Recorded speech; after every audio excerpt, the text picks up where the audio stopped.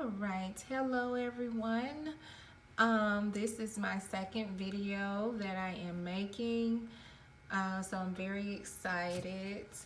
Today we will do a little chemistry, and I'm just going to show you all a easy way to do Lewis dot structures, because I do understand that this particular topic can be a little difficult. And y'all, please excuse my fingernails. I am going to get them done. Okay, so first we need to understand, what is the Lewis dot structure? It is a drawing of a molecule that illustrates the connectivity of the compound. Okay, and so an easy method that I was taught was the structural theory, which is this. And basically, you just take the full valence shell and you subtract that from the number of valence electrons that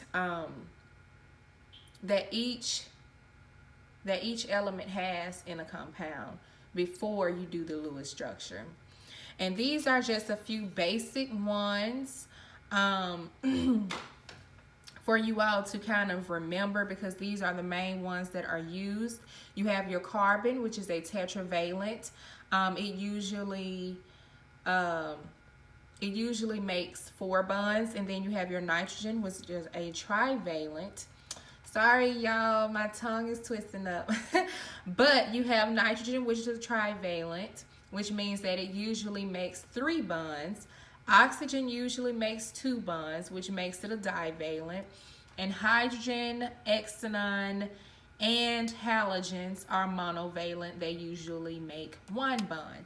Now, your halogens, I'm just going to show you all where they are, just in case you may have forgot or whatever. The halogens are here on the periodic table in group 17. Fluorine, chlorine, bromine, iodine, all of these are your halogens, okay? And they are usually monovalent.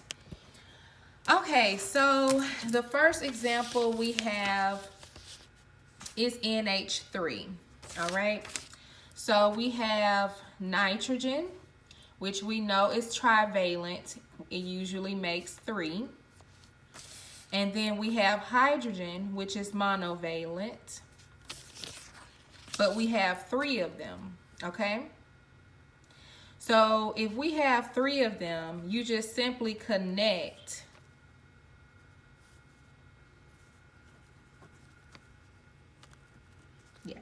You just simply connect all of these to each bond for the nitrogen. But in a full valence shell of nitrogen, the full valence shell of nitrogen is 8, correct? Yes. But there's only 6, because remember, each bond is 2. So 2, 4, 6. So we're going to have to make a lone pair so that the valence shell will be complete. So now there's 8. Okay. Let's see. Yes, and hydrogen only has 2 valence shells, so they're complete already. And this is the Lewis dot structure for NH3. So I'm just going to write that here.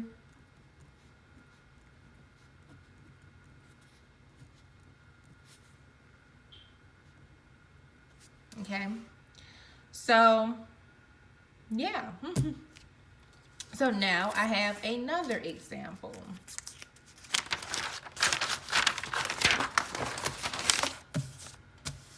Okay. So this one is CH2O. Okay, so we threw it. I'm just gonna write it over here. Okay, so carbon has 4. We know that. Hydrogen has 1, but there are 2 hydrogens. So you're gonna put 1 here, 1 here. Okay. And then we have a oxygen. And oxygen has, how many? It has 2, okay? So since oxygen has 2, you put it here.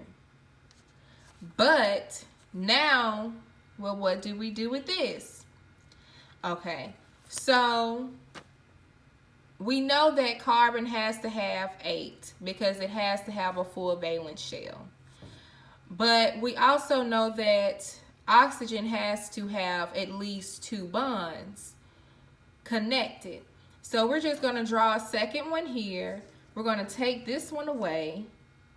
And so now carbon has its 8. 2, 4, 6, 8. Both hydrogens have 2.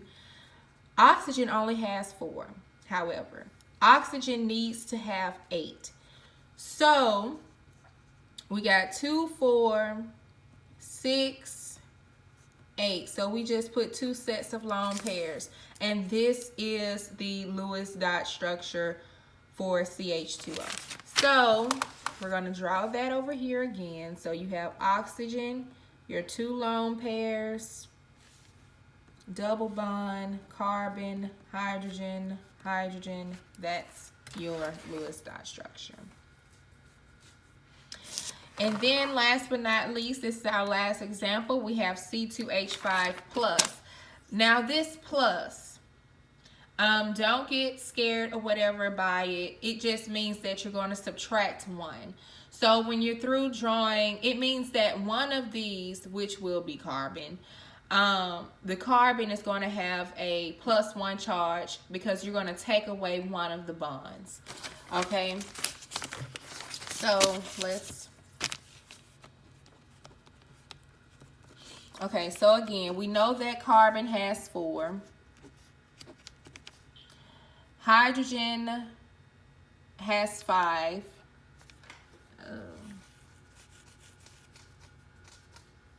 Well, it's 2 carbons, so both of those end up with 4. Hydrogen is monovalent, so it only has 1 bond, but there's 5 of them. So 1, 2, 3, 4, 5. So then you got this little sad little bond just sitting there. We're going to take that away. And that is how carbon ends up with the +1 charge. Okay? Because you had to take a bond away. Because there was nothing you can do with it. I mean, it was just useless. So, and if you look, you have to make sure that all of them have the correct amount of, do they have full valences? All of the hydrogens are full. This carbon is full, it has 8. This one, however, only has 6, but that was because we had to take away the bond, so it ends up with a +1 charge, which means that it's still correct. Okay, so that is the structure for that one. So I'm going to draw it again here.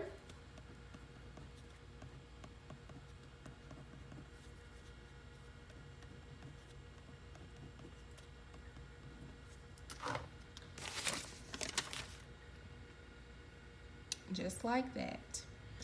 Okay, so if you have any questions, feel free to comment them below. I'm sorry if I tried to make the video as short. I tried to make the video as short as I could. I do apologize if I was stuttering or pausing or whatever. I am a little nervous because I am new to this, but I hope that this made it easier for you all to do Lewis dot structures. As long as you memorize the structural theory and just know that you just take the full valence shell of the element and subtract it from the valence electrons, you will be fine. Okay? And if you have any questions, please feel free to comment them below and I will answer them the best that I can. You all have a wonderful day.